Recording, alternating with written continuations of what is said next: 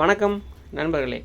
இன்றைக்கி பார்த்திங்கன்னா நம்ம காராம்பசு மாடு வந்து காலையிலேருந்தே வந்து பருவத்தில் இருந்துச்சு. எப்போவுமே பார்த்திங்கன்னா நம்ம வந்து காலையிலேயே அந்த காலைக்கத்தும் போது சேர்த்த மாட்டோம். காலையில் பருவத்துக்கு வந்தால் சாயங்காலம் தான் சேர்த்துவோம். சரி, நான் இன்றைக்கி வரதுக்கு கொஞ்சம் லேட் ஆகிடுச்சு, அதனால் நைட்டு சேர்த்தலாம் அப்படின்னு சொல்லிட்டு நைட்டு வந்து காலை சேர்த்தி விட்டாச்சு. அடுத்த நாள் காலையில் பார்த்திங்கன்னா எந்திரிச்ச உடனே வந்து சந்தைக்கு போகலாம் அப்படின்னு சொல்லிவிட்டு சந்தைக்கு போயிருந்தோம். இது எந்த ஊர் சந்தைன்னு பார்த்தீங்கன்னா மோர்பாளையம் சந்தை. இது எங்கே இருக்குதுன்னு பார்த்தீங்கன்னா திருச்செங்கோட்லேருந்து சேலம் ரோட்டில் வந்து இருக்குது. மோர்பாளையங்கிற ஊரில் இருக்குது. வாரம் வியாழன் வெள்ளி இந்த 2 நாளும் பார்த்திங்கன்னா மோர்பாளையம் சந்தை இருக்குது. இதில் வியாழக்கிழமை பார்த்திங்கன்னா நாட்டு மாடுகள் தான் அதிகமாக வந்திருக்கும். ஆனால் முன்ன மாதிரி இப்போ இல்லை, குறைஞ்சிருச்சு. இப்போ வந்து அதிகமாக பார்த்திங்கன்னா பழையக்கோட்டைக்கு தான் வந்து நாட்டு மாடுகள் அதிகமாக வருது. அதுக்கப்புறம் சிந்து மாடுகள் பார்த்திங்கன்னா ஓரளவுக்கு இங்கே வருது. வெள்ளிக்கிழமை காலையில் பார்த்திங்கன்னா சிந்து மாடு கைக்கறவை கண்ணுக்குட்டியோட இந்த மாதிரி நிறையா வரும். வியாழக்கிழமை காலையில் நாட்டு மாடுகள் எருமைகள் தான் அதிகமாக வரும்.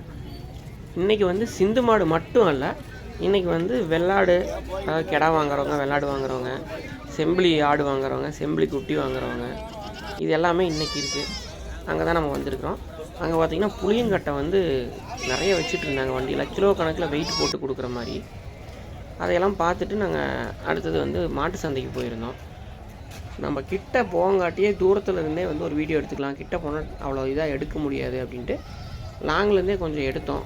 எந்த அளவுக்கு மாடுகள் வந்திருக்கு, எத்தனை வியாபாரிகள் இருக்காங்க, எவ்வளோ காட்டுக்கார விவசாயிங்க இருக்காங்க அப்படிங்கிறது இதிலே பாருங்கள்.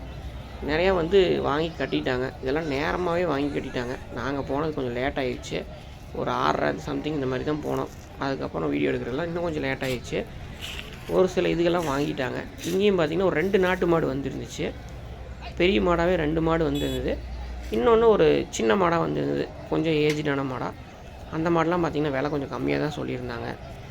ஏஜ்டு மாடு அப்படிங்கிற வயசான மாடு அப்படிங்கிறனால 30,000 ரூபா தான் சொல்லியிருந்தாங்க.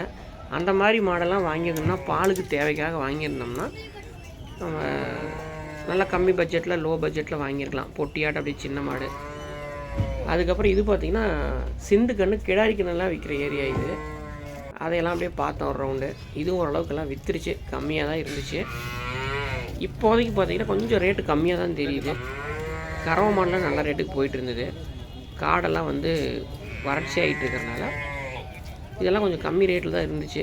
ஏதாவது வாங்கணும்னு நினச்சிருந்தா வாங்கியிருக்கலாம். அதுக்கப்புறம் நாங்கள் வந்தது பார்த்திங்கன்னா இந்த செம்பிளி குட்டி வந்து நம்ம நண்பருக்கு வந்து ஒரு 10 குட்டி வாங்கணும் அப்படின்ட்டு வந்தோம். சரி, குட்டி நல்லா இருந்தது, அதனால் ஒரு 15 வாங்கலாம் அப்படின்னு சொல்லிவிட்டு ரேட்டு கேட்டிருந்தோம். கொஞ்சம் ரேட்டு செட் ஆகலை நம்மளுக்கு. பார்த்திங்கன்னா அப்பப்போ வந்து நம்ம நண்பருக்கு வந்து ஒரு 4 மாதத்துக்கு ஒரு டைம் வந்து ஒரு 10 உருப்படி 15 உருப்படி அந்த மாதிரி வாங்கி விடுவோம். ஒரு 3 மாதம் டு 4 மாதம் வச்சுருந்துட்டு நல்ல ரேட்டு வரும்போது கொடுத்துருவோம். அதுக்கு பக்கத்துலேயே பார்த்திங்கன்னா பிறந்த குட்டி, ஒரு மாதத்தான குட்டி, அந்த மாதிரி பால் கொடுக்குற குட்டிகள்லாம் வந்து நிறையா போட்டு வச்சுருந்தாங்க. இந்த மாதிரி ஏதாவது தேவைப்பட்டுச்சுனாலும் நம்ம இங்கே வந்து வாங்கிக்கலாம். இங்கே மட்டும் இல்லை, திருச்செங்கோட்டில் பார்த்திங்கன்னா செவ்வாய்க்கிழமை சந்தை நடக்கும். அங்கேயும் வந்து காலையில் ஒரு 5 மணிக்கெல்லாம் அங்கே இருந்திங்கன்னா ஒரு 6-6:30க்குலாம் நம்ம வாங்கிக்கலாம்.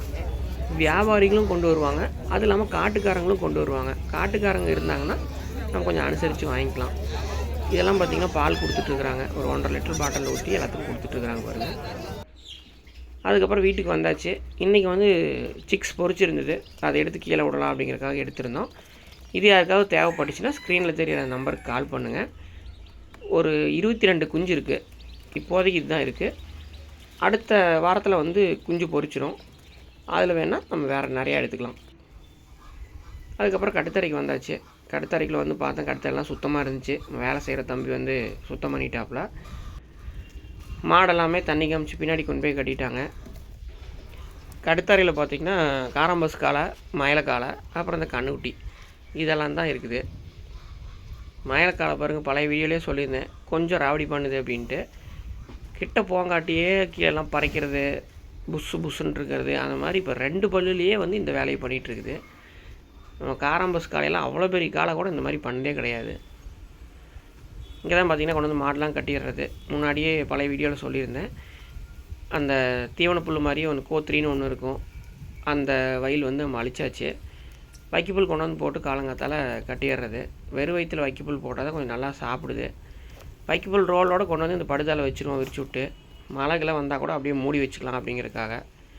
அதுக்கப்புறம் பார்த்திங்கன்னா ஒரு சோகமான செய்தி, நம்ம மயில மாடு செனை இல்லை, இன்றைக்கி வந்து ஹீட்டுக்கு வந்துருச்சு. சரின்னு சொல்லி அந்த புண்ணியமூர்த்தி ஐயான்னு சொல்லி ஒருத்தர் யூடியூப்பில் சொல்லியிருந்தார். சரி அதை பார்த்து நம்ம ட்ரீட்மெண்ட் பண்ணி பார்க்கலாம், அதுதான் இன்னும் பண்ணல, மற்ற எல்லாமே பண்ணியாச்சு அப்படின்ட்டு ஒரு 4 நாள் வந்து முள்ளங்கி கொடுக்க சொல்லியிருந்தார். அதுக்கப்புறம் 4 நாள் பார்த்திங்கன்னா சோத்துக்கத்தாழை, அதுக்கப்புறம் 4 நாள் கருவேப்பிலை, அதுக்கடுத்த 4 நாள் வந்து முருங்கைத்தலை, அடுத்த 4 நாள் பிரண்டை. இதெல்லாம் போட்டு முடிக்கிறதுக்குள்ளே மாடு அடுத்த ஹீட்டுக்கு வந்துடும். அப்போ வந்து நம்ம சேர்த்திக்கலான்னு சொல்லி இந்த ஹீட்டில் வந்து சேர்த்துல. ஆனால் எப்போத்தோட இந்த தடவை வந்து நல்லா அந்த குழாய் அடித்து நம்ம கிட்ட போனாலே மாடு அதை நெளிச்சிட்டு ஓடி போய் இன்னொரு மாட்டு மேலே ஏறுறது, அந்த மாதிரிலாம் இருக்குது சிம்டம்ஸு. அது எனக்கு தெரிஞ்சு என்னவாக இருக்குன்னு பார்த்தீங்கன்னா, அந்த மினரல்ஸ் வந்து நம்ம ரெகுலராக கொடுத்துட்ருக்குறோம், தாது உப்பு, அதனால் கூட ஹார்மோன்ஸ் சேஞ்ச் ஆகிருக்கலாம் அப்படின்னு எனக்கு தோணுது. நான் வந்து இதே மாதிரி தான் மாட்டை பிடிச்சிட்டு மூக்கணாங்கத்தை ஒரு கையில் பிடிச்சிட்டு மருந்து கொடுக்குறதா இருந்தாலும் எதுவாக இருந்தாலும் இந்த மாதிரி கொடுப்பேன். அது பாட்டு கம்முன்னு சாப்பிட்டுக்கும். அது மென்று முடிக்க வரைக்கும் நம்ம விடக்கூடாது. விட்டோம்னா டக்குன்னு ஒரு சிலது துப்பிடும். முள்ளங்கி ஜென்ரலாகவே எல்லா மாடும் சாப்பிடும். இன்றைக்கி தான் நம்ம ஃபஸ்ட் நாள் கொடுக்குறனால கொஞ்சம் துப்புது. அது ஒரே ஒரு சின்ன பீஸ் தான் உடஞ்சி விழுந்துருச்சு. மற்றபடி எதுவும் பெருசாக துப்பில், எந்த சிரமமும் படுத்தலை. அது பாட்டுக்கு சாப்பிட்டுக்குச்சு. அதெல்லாம் கொடுத்து முடிச்சுட்டு அப்படியே வந்தேன். அசோலா முன்னே பழைய வீடியோவில் காமிச்சிருந்தேன். சுத்தமாக எல்லாம் செத்து போய் கிடந்துச்சு, கொஞ்சோண்டு இருந்துச்சு. இப்போ பார்த்திங்கன்னா அதிலிருந்து எடுத்து பக்கத்துல எல்லாம் போட்டு அதிகப்படுத்தியாச்சு. இதில் வந்து தண்ணி குறைஞ்சிட்டே இருக்குது. ஒரு சின்ன ஹோல்ஸ் ஒன்று அடியில் இருக்குது. நம்ம 2 நாளுக்கு ஒரு டைம் தண்ணி விட்டோம்னாலே போதும். அந்த ஹோல்ஸ் எல்லாம் அடைக்கணும் அப்படிங்கிறது கிடையாது. தண்ணி குறைய நம்ம விட்டால் தான் இன்னும் நல்லது. அது நல்லா தலைஞ்சிட்டே இருக்குது, நோய் வராமல். நம்ம அசோக்கு வந்து தேங்காய் வெட்ட வந்திருந்தாப்புல, அதனால தான் அந்த இடத்துக்கே நான் போயிருந்தேன். இந்த மரம் வந்து நம்ம வீட்டு யூஸ்க்காக ஒரு மரம் மட்டும் நம்ம விட்டு வச்சுருக்கிறோம். நல்லா பெரிய பெரிய காயாக இருக்கும். அதனால் நம்ம வீட்டுக்கு அப்படின்ட்டு இது ஒரு மரம் விட்டு வச்சுருக்கிறோம்.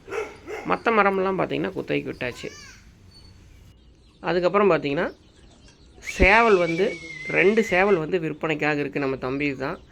இந்த சேவல் யாருக்காவது தேவைப்பட்டுச்சு அப்படின்னா ஸ்க்ரீனில் தெரியுற அந்த நம்பருக்கு கால் பண்ணுங்கள். நிறையா பேர் வந்து வெவ்வேறு பதிவு கேட்குறக்காக அந்த நம்பருக்கு கால் பண்ணிடுறீங்க. சேவல் வேணுங்கிறவங்க மட்டும் அந்த நம்பருக்கு தொடர்பு கொள்ளுங்கள். அவ்வளோதான். நான் இந்த வீடியோ மறுபடியும் நான் அடுத்த வீடியோவில் சந்திக்கிறேன். நன்றி.